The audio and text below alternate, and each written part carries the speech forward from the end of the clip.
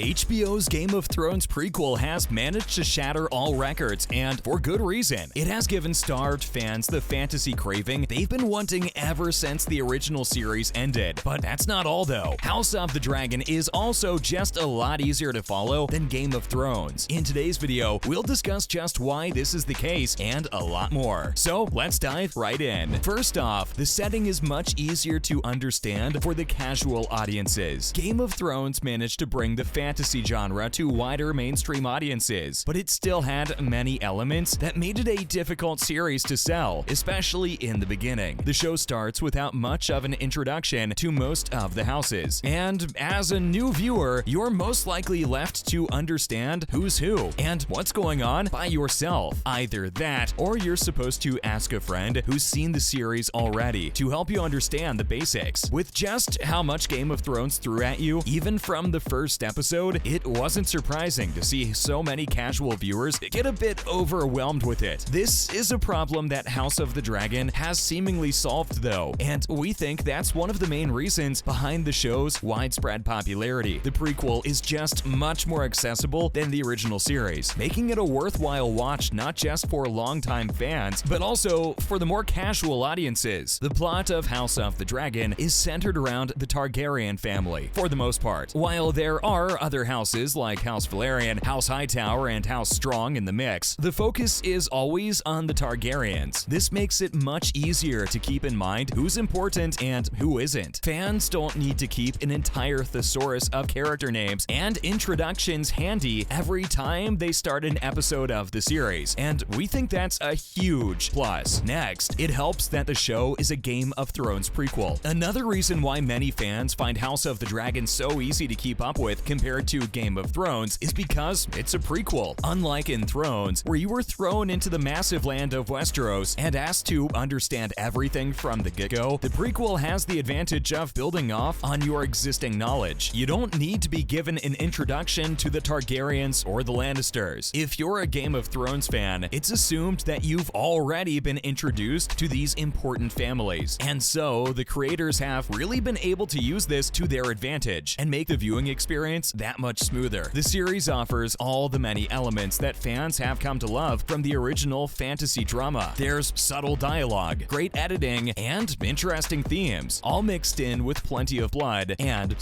by now, you've already grown accustomed to seeing all these things on your screen, especially after 8 seasons of Game of Thrones, so understanding what House of the Dragon is all about isn't too monumental of a task. Plus, the storyline is much narrower than the original series. Game of Thrones was a continent-spanning journey that involved multiple houses, all fighting to achieve their own ends. You needed to know a lot about each of these houses because their allegiances and eventual betrayals are what made the series so good. In contrast, House of the Dragon keeps its scope fairly narrow. The series isn't about all of Westeros suddenly raising up their banners for war. Instead, the story mainly revolves around the politics of a single family. This means that you won't suddenly be taken to the far corner of the world in a random scene and then have to figure out what you just watched, as would often happen in Game of Thrones. The original series included Targaryens, Lannisters, Starks, Baratheons, Tyrells, and Martells, and we're just getting started. While all of these houses made it really interesting, for fans who weren't familiar with everything, it just got a bit tiring to keep up, especially when by the end, even the writers just kind of gave up and wrote out most of these houses because they couldn't bother giving them a proper conclusion. We're sure you all remember how badly the Dorne plotline got handled in Game of Thrones. Instead of being about multiple houses, House of the Dragon sets itself apart by being about multiple characters from the same house. Seeing them all make political plays as tensions heighten is what has made the series such a fun watch so far. Following the perspective of a single character as opposed to an entire house makes it easier to grasp what's going on. Not to mention, the characters are all well defined and interesting. By having a relatively smaller cast than its predecessor, House of the Dragon has succeeded in fleshing out all of its characters and giving them well-defined well-defined, and interesting goals. Because of this, the audience is better able to understand what every character wants in a specific scene, and what they're planning to do to achieve it. There's King Viserys, who's under the pressure of producing a male heir to succeed him. The series also revolves around Princess Rhaenyra, who wishes to succeed her father and become the queen of the Seven Kingdoms. Of course, we can't forget the dark horse of the family, Prince Daemon, who has his own goals, but ultimately puts his family first. Characters like Queen Alicent are also interesting because you can understand her perspective, even if you disagree with her. This allows the show to have some amazing conflicts between the characters that are just as fun as the flashy battles of the original series. Though we should mention, despite all of this, the plot isn't simplistic at all. Just because the show is easier to follow than Game of Thrones